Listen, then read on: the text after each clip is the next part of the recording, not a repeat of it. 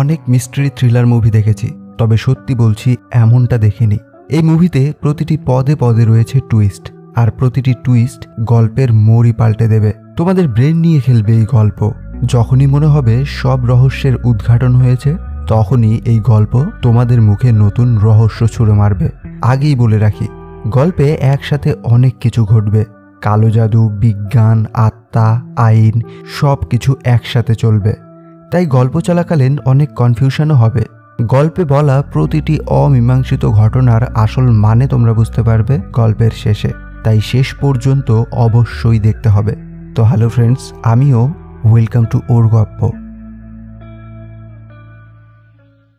গল্পের শুরুতে দেখানো হয় দুজন পুলিশ অফিসার ইমার্জেন্সি কল পেয়ে ওয়াং ম্যানশনে এসেছে। এই বাড়ির কাজের মহিলা গেট খুলতেই পুলিশ দেখে সে নিজেও অবাক হয়ে যায়। এরপর সে পুলিশদেরকে মিস্টার ওয়াংয়ের রুমে নিয়ে যাচ্ছিল। তবে রুমের থেকে এক অদ্ভুত গন্ধ পাওয়া যাচ্ছে। সামনে যেতেই দেখতে পায় দরজায় কেউ একটা চিহ্ন খোদাই করেছে। দরজা খুলতেই ওই গন্ধ যেন আরো তীব্র হয়ে যায়। এসব দেখে বোঝাই যায় কেউ এখানে কালো জাদু করার চেষ্টা করেছে। এরপর রুমে ঢুকতেই পুলিশ চমকে যায়। মিস্টার ওয়াংয়ের মাথায় খুব খারাপভাবে আঘাত করে তাকে হত্যা করা হয়েছে, আর ওয়াংয়ের স্ত্রী পাশেই বেহুশ হয়ে পড়ে আছে। তার জামাকাপড়ের রক্ত আর হাতে ওই হাতিয়ার রয়েছে যা দিয়ে ওয়াংয়ের হত্যা করা হয়েছে। অন্যদিকে দেখানো হয় লিয়াং এবং বাও নামের এই দম্পতিকে। বাও প্রেগনেন্ট রয়েছে আর পরীক্ষা করে জানতে পারে তার বাচ্চা সুস্থই রয়েছে। এরপর তারা লিয়াংয়ের ডক্টরের সাথে দেখা করে। আসলে লিয়াংয়ের ক্যান্সার রয়েছে। যদিও লিয়াংয়ের বয়স মাত্র 38 বছর, তবে ক্যান্সার চিকিৎসায় কোনো সাড়া দিচ্ছে না। এভাবে চললে লিয়াং আর বেশি দিন বাঁচবে না। এখন লিয়াংকে বাঁচানোর একটাই উপায় রয়েছে, তা হলো ব্রেনের আরএনএ রিস্টোরেশন। তবে এই চিকিৎসা পাবলিকলি এখনও শুরু হয়নি, আর সেই চিকিৎসা অনেক দামিও। বাও এবং লিয়াং তাদের ব্যক্তিগত জীবনে এই সব কিছু নিয়ে প্রচুর চিন্তিত। বাও একজন পুলিশ অফিসার এবং লিয়াং একজন প্রসিকিউটর। এদিকে পুরো মিডিয়া জুড়ে ওয়াংয়ের হত্যার নিউজ দেখানো হচ্ছে। আসলে মিস্টার ওয়াং তাইওয়ানের সবচেয়ে বড় বিজনেসম্যান এবং একটি ক্যান্সার ট্রিটমেন্ট রিসার্চ কোম্পানির মালিক। পুলিশ ওয়াংয়ের স্ত্রী লিকে জিজ্ঞাসাবাদের জন্য নিয়ে আসে। এদিকে এতদিন ধরে ছুটিতে থাকা লিয়াং তার সিনিয়রের কাছে এসে কাজে জয়েন করার কথা বলে, আর সে ওয়াংয়ের মার্ডার কেসে জয়েন করে। পুলিশ লিকে জিজ্ঞাসাবাদ শুরু করে খুনের দিন কি ঘটেছিল। লি বলতে শুরু করে, সেদিন রাতে ঘুম না আসায় সে ব্যালকনিতে দাঁড়িয়েছিল। হঠাৎ কিছু আওয়াজ শুনে সে ওয়াংয়ের রুমে আসে। আসার সময় সে এক অদ্ভুত গন্ধ পায়। দরজায় সেই তন্ত্রমন্ত্রের চিহ্ন দেখতে পায়। এরপর ঘরে ঢুকে সে যা দেখতে পায় তাতে সে পুরো চমকে যায়। ওয়াং এবং তার প্রথম স্ত্রীর ছেলে টিয়ান ফিরে এসেছে, আর সে ওয়াংয়ের সামনে অদ্ভুত তন্ত্রমন্ত্র করছে। এরপর সেই হাতিয়ার তুলে ওয়াংয়ের মাথায় আঘাত করে।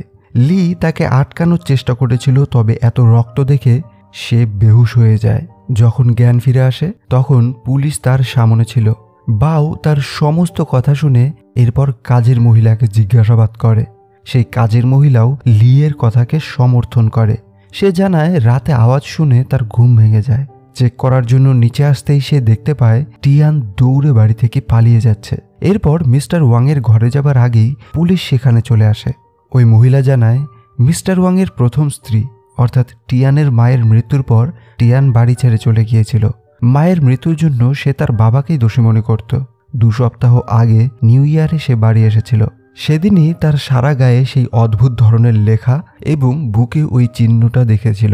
টিয়ান এবং তার মা কালো জাদুতে বিশ্বাস করত, আর মায়ের মৃত্যুর পর টিয়ান এইসব কালো জাদু করে তার মাকে অনুভব করতে পারে বলে সে মনে করে। ওই কাজের লোক পুলিশকে সুজান অর্থাৎ টিয়ানের মা সম্পর্কে বলে।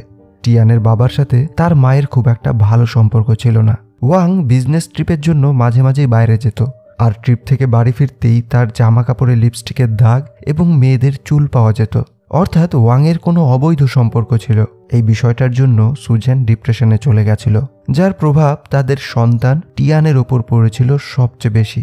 টিয়ান কখনোই সাধারণ জীবনযাপন করতে পারেনি, আর একদিন প্রচুর ডিপ্রেশনে পড়ে সুজান বিল্ডিং থেকে লাফ দিয়ে আত্মহত্যা করে নেয়, যা টিয়ানকে সম্পূর্ণরূপে ভেঙে দিয়েছিল।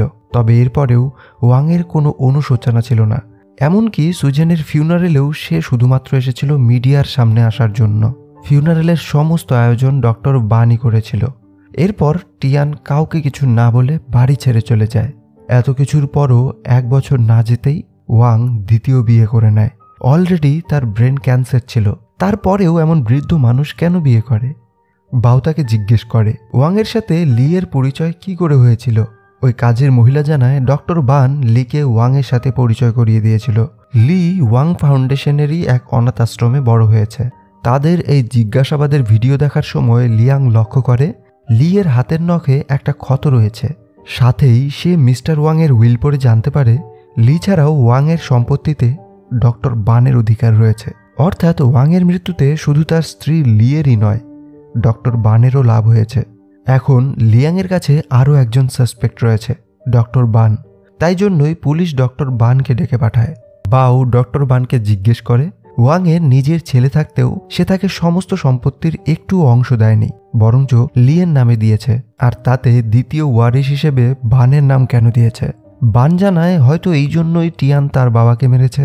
এরপর বাউ লিয়ের কাছে যায়, তাকে স্টেটমেন্টে সাইন করতে বলে। লি বা হাত দিয়ে তাতে সাইন করে। আর ফরেন্সিক রিপোর্ট অনুযায়ী মিস্টার ওয়াংকে যে হত্যা করেছে সে লেফট হ্যান্ডেডই ছিল। এই সব দেখে লিয়াংয়ের সন্দেহ লিয়ের ওপরই হয়। আর পুলিশকে বলে দেয় লিকে এখনই না ছাড়তে, ক্রাইম সিনে গিয়ে তদন্ত করতে, সাথে এটাও খোঁজ করতে বলে যে টিয়ানের মায়ের মৃত্যু আসলে কিভাবে হয়েছিল। এরপর বাউ পুলিশ নিয়ে ক্রাইম সিনে যায়। সেখানে ঘরের মেঝেতে আবার সেই একই চিহ্ন দেখতে পায় যা অনেক দিনের পুরনো ছিল। আর সেখানেই একটা কালো জাদুর বইও খুঁজে পায়। পরদিন বাউ লিয়াংকে জানায় সুজেনের মৃত্যুকে মিডিয়াতে অ্যাক্সিডেন্ট বলে চালালেও সুজেন আসলে সুইসাইড করেছিল। সুইসাইড করার আগে সে এক জার্নালিস্টকে সেখানে ডেকে পাঠিয়েছিল, আর ওই জার্নালিস্টের সামনেই অন ক্যামেরায় সে সুইসাইড করেছে। তবে ওয়াং টাকা দিয়ে ওই জার্নালিস্টের মুখ বন্ধ করে দিয়েছে।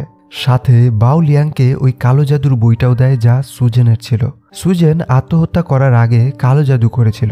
এই বই অনুযায়ী সে ওয়াংকে সবচেয়ে ভয়ানক অভিশাপ দেওয়ার জন্য কালো জাদু করেছিল।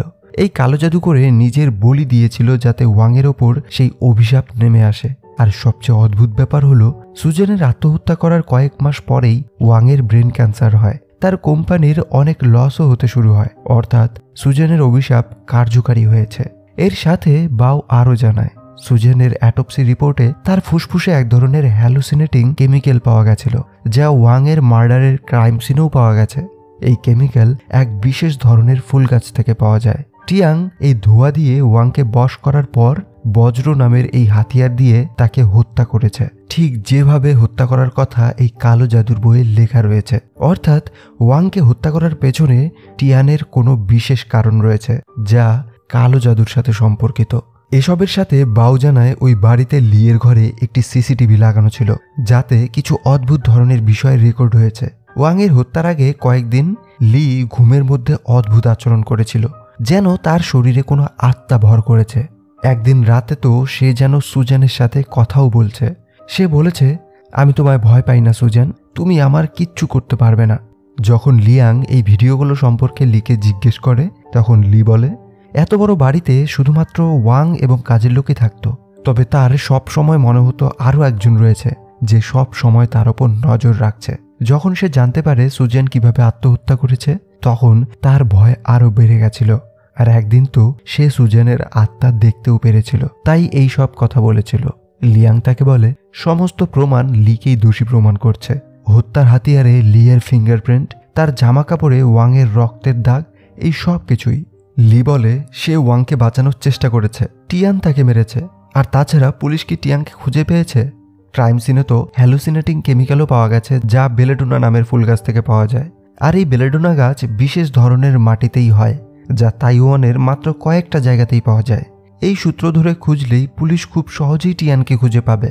আর একবার টিয়ানকে ধরলেই তারা বুঝতে পারবে যে এই খুনটা টিয়ানই করেছে। লিয়াংয়ের সন্দেহ লিয়ের ওপর আরও বাড়তে থাকে, কিন্তু সে বুঝতে পারছে না লিয়ের কি দরকার পড়লো ওয়াংকে খুন করার।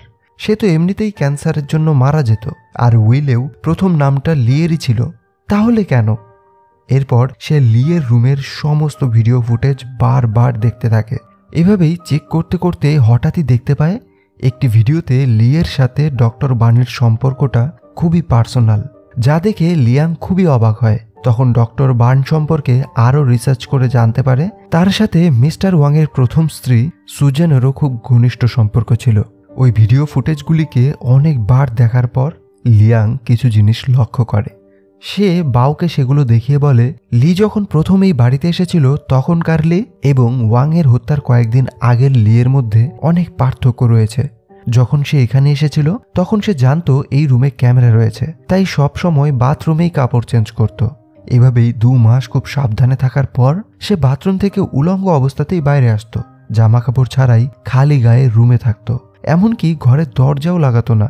আর শুধু এটুকুই নয়, সে আগে রাইট হ্যান্ডেড ছিল, তবে ওই রাতের পর থেকে সে লেফট হ্যান্ডেড হয়ে যায়, এমনকি তার সাইনও পুরোপুরি পাল্টে যায়। এছাড়াও সে বানের সাথে খুবই ভদ্রভাবে থাকত। হঠাৎ করেই বানের সাথে তার ঘনিষ্ঠতা বেড়ে যায়। এই সব দেখে তারা দুজনই অবাক হয়ে যায়।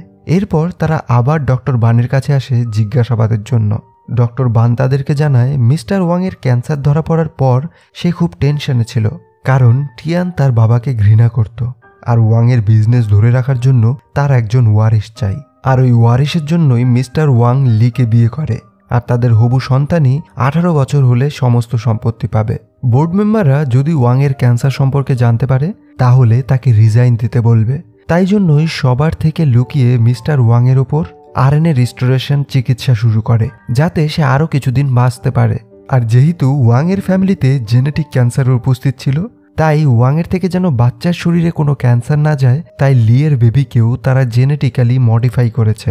তবে লিয়ের ওপর এই এক্সপেরিমেন্ট করার জন্যই সাইড ইফেক্ট হিসেবে লি খুব প্যারানয়েড হয়ে গেছিল। মাঝে মাঝেই তার অমন সিজার অ্যাটাক হয়, যেমনটা লিয়াং ভিডিও ফুটেজে দেখেছে। তখন লিয়াং ডক্টর বানকে সেই ফুটেজটা দেখায় যেখানে সে লিয়ের অনেক ঘনিষ্ঠ আছে। সাথে সে মিস্টার ওয়াংয়ের প্রথম স্ত্রী সুজেনের সাথেও তার ঘনিষ্ঠ সম্পর্কের কথা বলে। ডক্টর বান কোনো উত্তর দিতে পারে না। এরপর লিয়াং তার নিজস্ব থিওরি ডক্টর বানকে বলে। সে বলে, যেদিন সুজেন সুইসাইড করেছিল সেদিন ডক্টর বানও সেখানে ছিল, কিন্তু সে টাকা দিয়ে রিপোর্টারের মুখ বন্ধ করে দিয়েছে। ডক্টর বান অনেকদিন আগে থেকেই সুজেনকে পছন্দ করত, তবে সে মিস্টার ওয়ানকে বিয়ে করে নেয়। সুজেন এমনিতেই অনেক ডিপ্রেশনে ছিল, তার ওপর ডক্টর বান তাকে ওয়াংয়ের অবৈধ সম্পর্কে বলেছিল। সুজেন তা সহ্য করতে না পেরে আত্মহত্যা করে নেয়, আর এই জন্যই ডক্টর বান নিজেকেই দোষী মনে করে। সে সুজেনের বদলা নেবার জন্য ওয়ারিশ দেবার বাহানায় লিকে ওয়াংয়ের কাছে নিয়ে যায়। এরপর লিয়ের সাথে মিলে ওয়াংকে হত্যা করার জন্য টিয়ানকে উৎসাহিত করে, আর এভাবেই ওয়াংয়ের হত্যা করিয়ে সে সুজেনের মৃত্যুর বদলা নিয়েছে। লিয়াংয়ের এই থিওরি শুনে ডক্টর বান খুবই রেগে যায়। সে বলে, তুমি জানো না মিস্টার ওয়াংয়ের জন্য আমি কতটা স্যাক্রিফাইস করেছি, তাই প্রমাণ ছাড়া এমন আজব থিওরি বলে সময় নষ্ট করো না। এই বলে বান সেখান থেকে চলে যায়। অন্যদিকে লিয়ের দেওয়া তথ্য অনুযায়ী পুলিশ পাহাড়ের এক গ্রিন হাউসে টিয়ানকে খুঁজে পায়। সেখানে টিয়ানকে দেওয়া সুজেনের চিঠিও পায়, যাতে লেখা রয়েছে ওয়ানকে কখন আর কিভাবে মারতে হবে। পুলিশ টিয়ানকে অ্যারেস্ট করে আনে, আর এখন টিয়ান এবং লিকে সামনাসামনি বসিয়ে জিজ্ঞাসাবাদ শুরু করা হয়। লিয়াং যখন টিয়ানের কাছে ওই চিঠি সম্পর্কে জিজ্ঞেস করে, তখন টিয়ান জানায় মায়ের মৃত্যুবার্ষিকীতে সে যখন বাড়িতে এসেছিল তখন লি তাকে ওই চিঠিটা দিয়েছে। এরপর লিয়াং লিকে জিজ্ঞেস করে সে কেন ওই চিঠি সম্পর্কে এতদিন কিছু বলেনি, তবে লি কোনো উত্তর দেয় না। চুপচাপ বসে থাকা লি হঠাৎ করেই আজব আচরণ করতে থাকে। তার শরীরে যেন সুজেনের আত্মা প্রবেশ করেছে। সে প্রচুর কান্না করতে করতে টিয়ানকে বলে, তুমি খুব ভালো কাজ করেছো, তোমার বাবাকে খুন করে তুমি আমার কথা রেখেছো। তোমার বাবা এখন জাহান্নামের আগুনে জ্বলছে, তুমি খুব ভালো কাজ করেছো টিয়ান। নিজের মায়ের আত্মা তাকে এমন শাবাশি দিচ্ছে দেখে টিয়ানও খুব ইমোশনাল হয়ে পড়ে। এরপর টিয়ান স্বীকার করে নেয় সে মিস্টার ওয়াংকে হত্যা করেছে। এই জন্যই টিয়ানের 20 বছরের কারাবাসের সাজা হয়, আর লিকে পুলিশ ছেড়ে দেয়।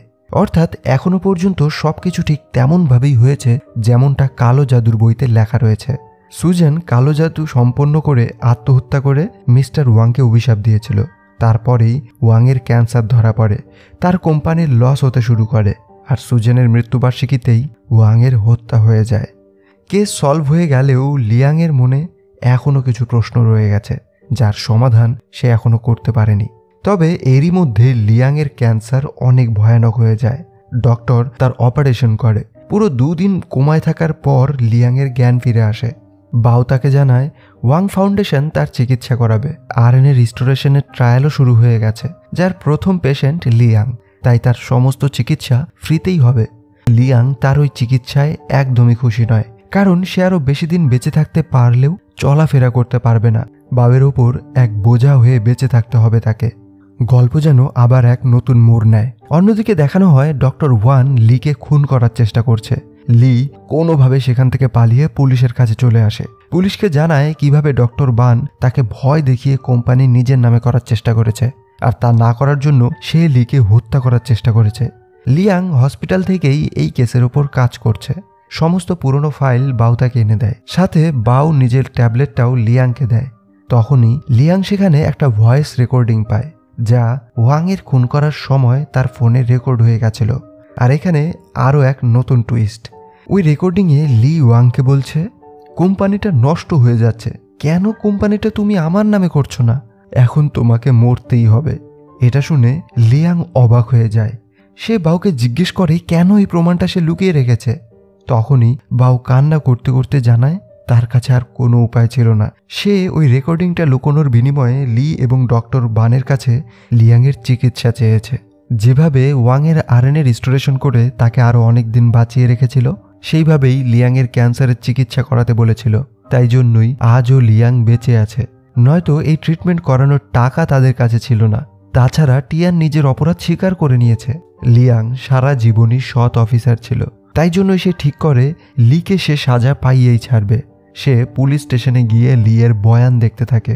মিস্টার ওয়াংয়ের ফিউনারেলের যে ফর্মটা লি ভরেছিল, তাতে ওয়াংয়ের নাম লি ঠিক সেভাবেই লিখেছিল যেভাবে ওয়াং সাইন করত। এটা দেখে তার সন্দেহ হয়। এবার লিয়াং লিয়ের সাথে প্রাইভেটলি দেখা করে আর তাকে নিজের অদ্ভুত এক থিওরি বলে। লি ওয়াংয়ের বাড়িতে যখন যায়, সে রাইট হ্যান্ডেড ছিল। হঠাৎ করেই সে লেফট হ্যান্ডেড হয়ে গেছে। সে এখন বিজনেসের বড় বড় ডিসিশন নিচ্ছে, এমনকি তার বডি ল্যাঙ্গুয়েজও পাল্টে গেছে। একজন 21 বছরের অনাথ মেয়ের পক্ষে এই সব কিছু করা সম্ভব নয়। লিয়াং বলে, আমি জানি না তুমি আর ডক্টর বান কি এমন করেছ, তবে আমি এটুকু বলতে পারি, লিয়ের বডিতে তুমি আছো মিস্টার ওয়াং। তোমার আত্মা লিয়ের শরীরে রয়েছে। তার এই অদ্ভুত থিওরি শুনে লি বলে, ক্যান্সারে তোমার মাথাটাও গেছে, তাই জন্যই ওয়াংয়ের আত্মা আমার শরীরে থাকার কথা বলছো। তুমি এখানে মাথা না খাটিয়ে নিজের ট্রিটমেন্টে ধ্যান দাও। এমনিতেও শরীরে ক্যান্সার নিয়ে বেঁচে থাকাটা খুব কষ্টের, তাই না? এই বলে লি চলে যায়। লিয়াং কিছু বুঝতে পারছে না সে কি করবে, কিভাবে এই মহিলাকে সাজা দেবে। এদিকে সমস্ত পুলিশ ডক্টর বানকে খুঁজে বেড়াচ্ছে। হঠাৎ করেই একদিন ডক্টর বান লিয়াংয়ের সাথে দেখা করতে আসে। এবার সে সমস্ত ঘটনা খুলে বলে, যা একদমই মাথা খারাপ করে দেওয়ার মতো। এই সব কিছু শুরু হয়েছিল আজ থেকে 20 বছর আগে। মিস্টার ওয়াং এবং ডক্টর বান দুজনে মিলে তাদের কোম্পানি স্থাপন করেছিল। মিস্টার ওয়াংয়ের শরীর একজন ছেলের হলেও ভেতর থেকে সে একজন মেয়ে ছিল। তারা দুজন একে অপরকে ভালোবাসত। তবে এতদিনে তাদের কোম্পানির এত বড় হয়ে গেছিল যে মিস্টার ওয়াংকে মিডিয়া এবং লোকের ভয়ে এক নর্মাল জীবনযাপন করতে হতো। তাই জন্যই সে তাদের কোম্পানিরই একজন মেয়ে সুজেনকে বিয়ে করে। তবে বিয়ের পরেও ওয়াংয়ের সাথে বানের সম্পর্ক ঠিক আগের মতোই ছিল। মিস্টার ওয়াং এমন এক প্ল্যান করেছিল যাতে সে ওয়াং কর্পোরেশন সারা জীবন নিজেই চালাতে পারে।